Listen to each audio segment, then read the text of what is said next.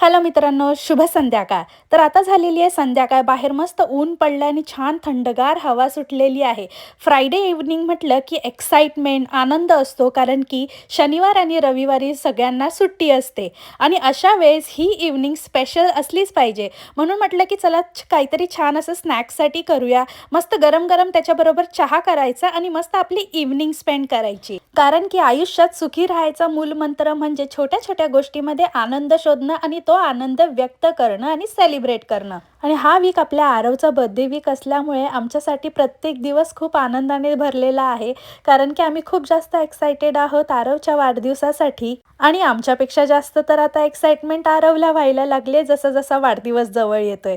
त्याला special feel करून देण्यात आम्हाला सगळ्यात जास्त आनंद होतोय. सो चला, संध्याकाळचा चहा आणि नाश्ता रेडी झाला तर मस्त स्प्रिंग रोल आणि चहा मस्तपैकी एन्जॉय केला. त्यानंतर आम्ही मस्तपैकी जेवणाच्या तयारीला लागलो. आज मी आरवच्याच आवडीचं पालक पनीर केलेलं. त्याला पालक पनीर भरपूर आवडतं.